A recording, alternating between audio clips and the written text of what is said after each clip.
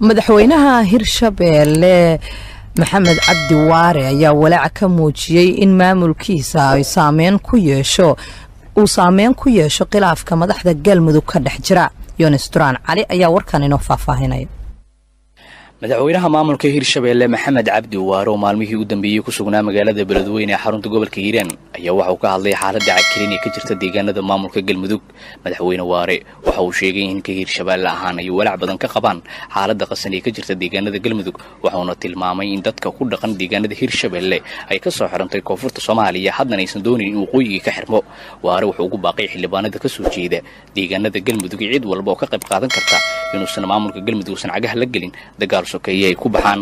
waxaan rabaa inaan ku soo gabagabeeyo ninbaa waxa laga sheegay halkan albaaba noo furan asagana yaa naga soo xiray koonfur xaalkeeda waan aragnay oo waa jid waa xiran yahay waqooyi hadda waa xirmi rabaa dadka ku nool Hirshabelle ama Hiiraan gaar ahaan ku nool waxay walwal ka qabaan aan la qiyaasi karin xaaladda murugsan oo cakiran oo isku qasan oo ka jirta Galmudug. koonfur annagoo saas ula tacaalayna inay waqooyina naga xiranto ma yeelayno wax alla wixii ka qayb qaadanaya in meeshaas tafaraaro ka yimaado in lagu dagaalamo inuu shabaab soo galo in muxuu ahay dad walaaluhu isdilaan oo siyaasadaysan annaga doorasho waxba naga ma gelin maamul waxba naga ma gelin axsaab ishaysta naga ma gelin jidkaas dhuunteeni waay ma aqbalayno jidkaas inuu xirmo dadka walaalaha oo ku nool Galmudug waxaan ugu baaqaynaa inay si walaaltinimo sidii Soomaalidu ay wax ku dhaqi jirtay sidii muxuu ahay leesu xigay sidii muxuu ahay leesu xulafo loo ahay sidii abti aysin loo ahay in muxuu ahay la fiiriyo xamar culayska ka jira oo ama xildhibaan leh ama senator leh ama dawladda leh waxaan leenahay bilaa caleey ilaahay ka cabsada barakada soonka fiiriya ummadaasu waxay u baahan tahay in la kala dhaxgalo in la qaboojiyo in la wanaajiyo ma u baahna siyaasad ma u baahna axsaab ma u baahna muxuu campaign siyaasadeed ma u baahna olole doorasho waxay u baahan tahay yaa wax doorta dad heshiisa wax maamulka Galmudug ayaa u kala qaybsamay laba qaybood kuwa oo xarumo ka kala dhigtay degmooyinka Dhuusamareeb iyo Cadaado. dawladda dhexe ayaana lagu eedeeyay in khilaafka ka jira deegaanada Galmudug ay mas'uul ka tahay, waxaana dawladda dhexe sheegtay dhawaan in doorashada Galmudug ay dhacayso bisha soo socota ee Juulaay, inkastoo madaxweynaha maamulka Galmudug Axmed Ducaale Geelle Xaaf fadhigiisu yahay Dhuusamareeb uu sheegay in waqti xileedkiisu uu ka harsan yahay muddo 3 sano ah uusan aqbalin in deegaanada Galmudug ay doorasho kale ka dhacdo. madaxweyne Xaaf iyo madaxda dawladda dhexe ayaa waxa u dhaxeeya khilaaf xoogan, midba midka kale wuxuu ku eedeynayaa inuu asiga mas'uul ka yahay xaaladda qasan ee ka jirta deegaanada maamulka Galmudug. mahadsanid Yonis. madaxweyne ku-xigeenka maamulka Puntland ayaa maanta waxa uu kulan degdeg ah isugu yeeray hay'adaha caalamiga ah ee ka howlgala deegaanada maamulkaasi Puntland, iyadoo ay xusid mudan tahay in saacadihii la soo dhaafay ay jireen daadad ka dhashay roobka kuwaas oo saameeyay dadka iyo dunyada. Cumar Maxamed Soomane ha inoo soo koobo warkan. ku-xigeenka madaxweynaha ahna kusimaha madaxweynaha maamulka Puntland Axmed Cilmi Cismaan Karaash ayaa kulankan degdeg ah isugu yeeray hay'adaha caalamiga ah iyo kuwa maxalliga ee ka howlgala guud ahaan deegaanada maamulka Puntland. kulanka ayaa ka qabsoomaya xarunta wasaaradda maaliyadda Puntland ee magaalada Garowe, waxaana diiradda lagu saaraya ugurmashada dadkii roobabka guga ay saameeyeen iyo dhismaha wadada laamiga isku xidha magaalooyinka Garowe iyo Boosaaso, gaar ahaan goobihii ay biyuhu gooyeen. waxaa burburay oo biyuhu ay dhulka dhigeen ilaa 4 buundo oo ku yaala deegaanka Mindigar oo ka tirsan gobolka Nugaal, kadib markii saacado badan ay ku soo qulqulayeen biyo aad u xoogan. dhammaan xubnaha ka qaybgalaya kulanka ka soconaya magaalada Garowe ayaa eegi doona sida ugu habboon ee laga yeeli doono wax ka qabashada dadkii saameynta lixaadka leh ay ka soo gaadhay daadadkii ka dhashay roobkii ka da'ay deegaano ka tirsan maamulka Puntland. caqabadda ugu weyn ee xilligan taagan ee keentay in shirka degdega lagu qabto wasaaradda maaliyadda magaalada Garowe waxaa lagu sheegay inay tahay cabsi xoogan oo laga qabo inuu hakad ku yimaado isu socodka gaadiidka iyo ganacsiga magaalooyinka Garowe iyo Boosaaso. ha yeeshee Axmed Karaash ayaa ugu baaqay shacabka Puntland inay u diyaar garoobaan sidii ay mar kale isugu tashan lahaayeen xukuumaddana ugu caawin lahaayeen wax ka qabashada arrimaha iminka ka taagan deegaanada Puntland. diyaargarowga ciidda ayaa laga dareemayaa suuqyada ku yaala gobolada Hiiraan iyo Galgaduud. aynu ku horeyna gobolka Hiiraan iyo sida looga dareemayo suuqyada gobolkaasi diyaargarowga ciidda. Usmaan Aadan Carays ayaa warkan gordhow inoo soo diray. diyaargarowga munaasabada ciidul fidriga ayaa si weyn looga dareemayaa goobaha ganacsiga ee ku yaala magaalada Beledweyne xarunta gobolka Hiiraan. boqolaal dadweyne oo iyaga markaas ugu jarrad iyo haweenaya lagu arkayaa suuqyada waaweyn ee ku yaala magaalada Beledweyne. kuwaasoo gacmaha iyo carruurtooda si ay markaasi maalinta ciidda munaasabada maalmo ku kaarsan yihiin ay ugu iibiyeen dharka carruurtooda ay kaga qayb qaadan lahaayeen munaasabada ciidulfitriga ku dhaqan magaalada beledweyne oo isugu jira ganacsato iyo dhalinyaro iyaga markaasi ku mashquulsan inay dhar u iibsadaan maalinta munaasabada ciidda aan kula kulmay suuqa urwa ee ku yaala magaalada beledweyne.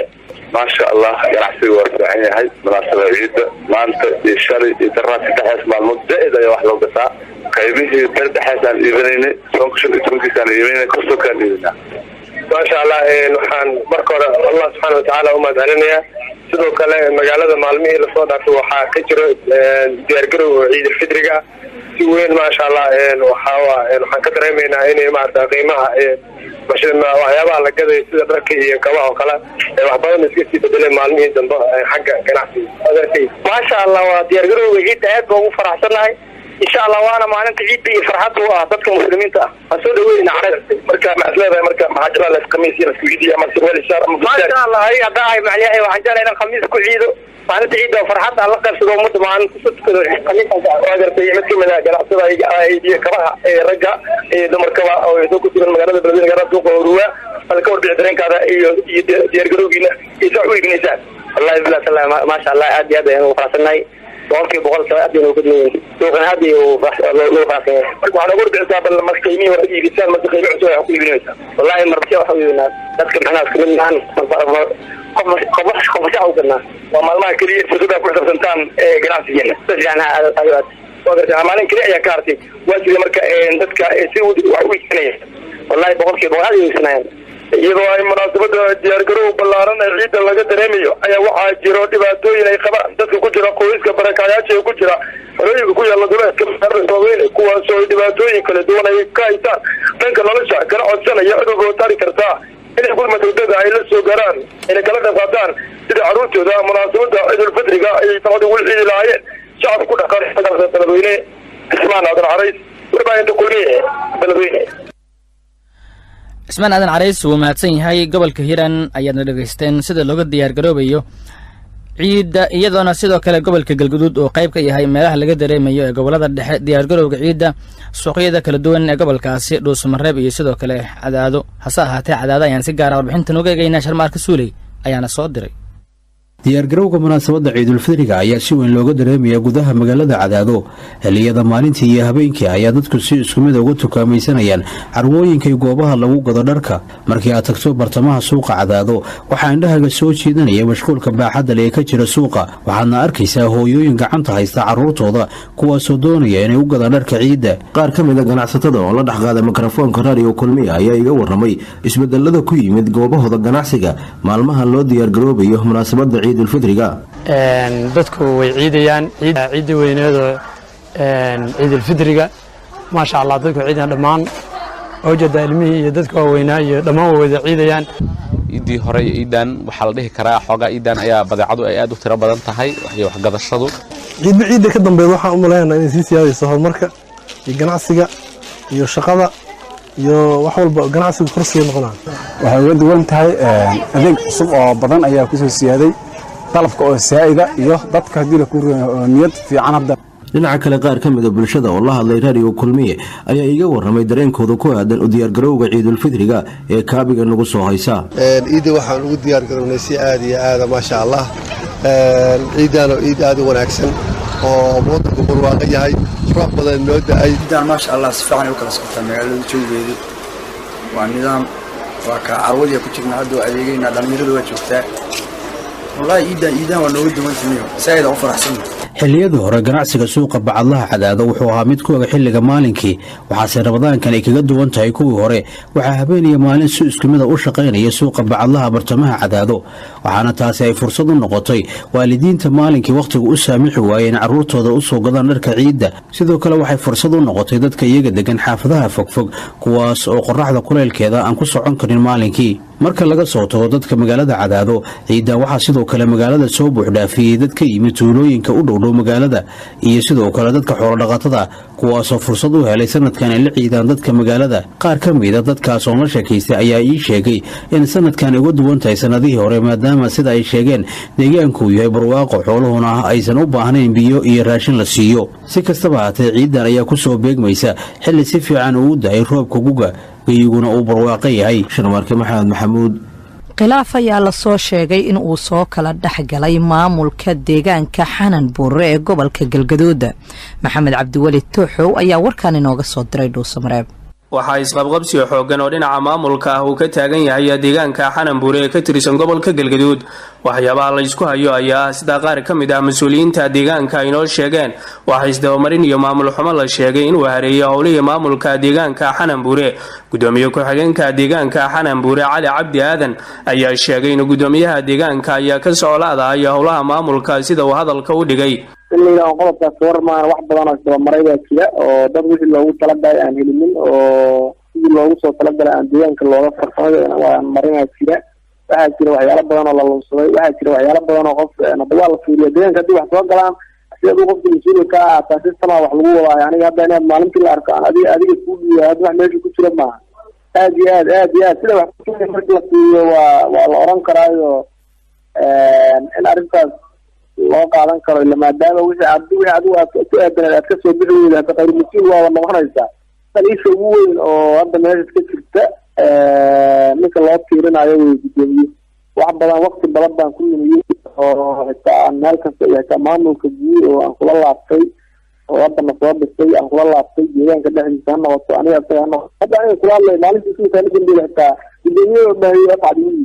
marka waxyaalo fara badan oo waa iska jiraan deegaanka kale iyo dadka shacabka in laga qaadaan afnad waraysigaas. laakiin waxaan kuu sheegayaa sidiisa wax mas-uuliyad deegaan oo meeshaas ka jiraya inaysa jirinin meelo badan baan kala hadlay aniga hadda arrintaas geeyey. wax hadda ka hor oo waxqabada oo la dhihi karo waxaas waxbay ka qabteena ma jiraan. ummad badan oo ama xildhibaanaa ama maaragtay degmada iyo meel kasta waa kala hadlay arrintaas oo ayagoon deegaanka hadda buuq iyo boos rabbi ay ka gelinin oo gacanta ka bixin aan kala hadlo arrinta meesha waxay ku socdaan wax meel lagu badbaadaa ma aha. madaxweynaha Soomaaliya Maxamed Cabdilaahi Farmaajo iyo wafdi uu hogaaminayo ayaa saacado ka hor waxa ay gaareen magaalada Addis Ababa ee dalka Itoobiya caasimadda u ah. madaxweyne Farmaajo ayaa waxaa garoonka diyaaradaha ee magaaladaasi ku soo dhaweeyay ra'iisul wasaaraha Itoobiya Abiy Ahmed iyo sidoo kale xubno kale oo ka tirsan golaha wasiirada ee xukuumadda Itoobiya. madaxweynaha ayaa waxa uu ra'iisul wasaaraha Itoobiya kala hadli doonaa arrimo ay ka mid yihiin xiriirka labada dhinac iyo waxyaabaha ka jira gobolka waa Geeska Afrika ee ay qaybta ka tahay xiisadda u dhaxaysa Soomaaliya iyo Kenya sida lagu sheegay warka soo baxay xafiiska ra'iisul wasaaraha Itoobiya oo looga hadlay safarka madaxweyne Farmaajo uu maanta ku tagay Addis Ababa. shalay ayay ahayd markii ra'iisul wasaaraha Itoobiya Abiy Ahmed uu sheegay in uu xal u raadin doono khilaafka Soomaaliya iyo Kenya ee salka ku haya badda ay Kenya sheeganayso ee Soomaaliyeed. waxaana xusid mudan in madaxweyne Farmaajo uu maalmihii la soo dhaafay safar ugu maqnaa boqortooyada Sacuudiga halkaasi oo uu shirar kaga